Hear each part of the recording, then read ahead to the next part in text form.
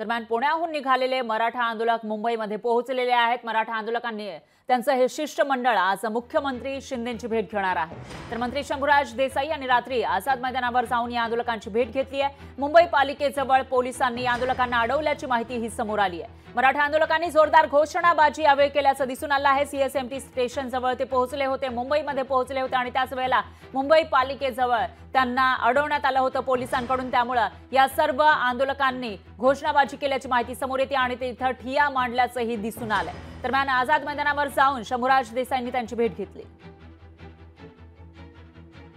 आणि याविषयी अधिक माहितीसाठी आपले प्रतिनिधी अजय अडसूळ हे थेट आपल्यासोबत जोडले गेले आहेत। अजय, काय सांगाल? मराठा आंदोलकांचं हे शिष्टमंडळ मुंबईमध्ये पोहोचलेलं आहे, ते आज मुख्यमंत्री शिंदेंची भेट घेणार असल्याचं कळतंय, पण रात्री त्यांच्याकडून घोषणाबाजी झाल्याची माहिती आहे। रात्री नेमकं काय घडलेलं होतं?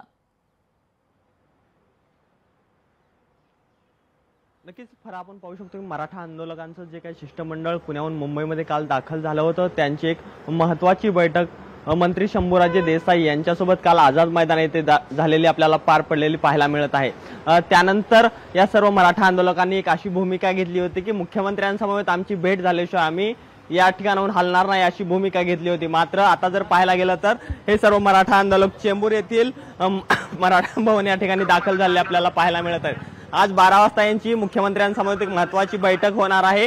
त्यानंतर पुढील आंदोलनाची दिशा हे सर्व मराठा बांधव ठरवणार आहेत। यांची प्रमुख मागणी आहे की मनोज जरांगे पाटील यांचं उपोषण तात्काळ सरकारने मागे घ्यावे, ओबीसी मधून मराठा समाजाला आरक्षण द्यावे अशी मागणी आपल्याला पाहायला मिळते। सध्या जर पाहायला गेलं तर यांच्या अंतर्गत मराठा भवनामध्ये एक महत्त्वाची बैठक चालू आपल्याला पाहायला मिळत आहे। पुढील आंदोलनाची दिशा कशा पद्धतीची असेल आणि आज मुख्यमंत्र्यांसमोर जी महत्त्वाची बैठक होणार आहे त्या बैठकीमध्ये कोणते कोणते प्रमुख मुद्दे मांडणार आहेत, या आजच्या मराठा आंदोलकांच्या अंतर्गत बैठकीमध्ये सध्या आपल्याला चर्चा होताना पाहायला मिळत आहे। त्यामुळे पाहणं महत्त्वाचं ठरणार आहे की जे काही सर्व हे आंदोलक सध्या मुंबईमध्ये दाखल झाले आहेत त्यामुळे आपण बघतोय की या ठिकाणी काही जे शिष्टमंडळातील नेते आहेत, कार्यकर्ते आहेत, त्यांच्याकडून भाषणं केली जात आहेत, तर त्यांच्याशी तुम्हाला संवाद साधता येईल का? त्यांचं नेमकं काय म्हणणं आहे ते कळू शकेल का?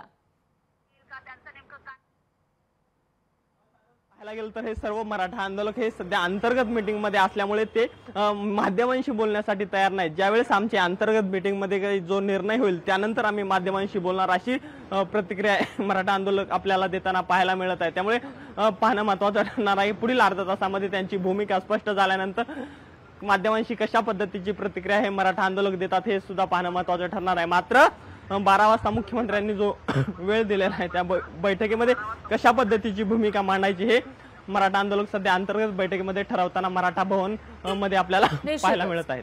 निश्चितच अजय, आता त्यांची भूमिका नेमकी काय असेल आणि मुख्यमंत्री शिंदेंच्या भेटीला गेल्यानंतर त्यांच्या मागण्या नेमक्या काय असतील, कशा पद्धतीने चर्चा होते तेही बघावं लागेल।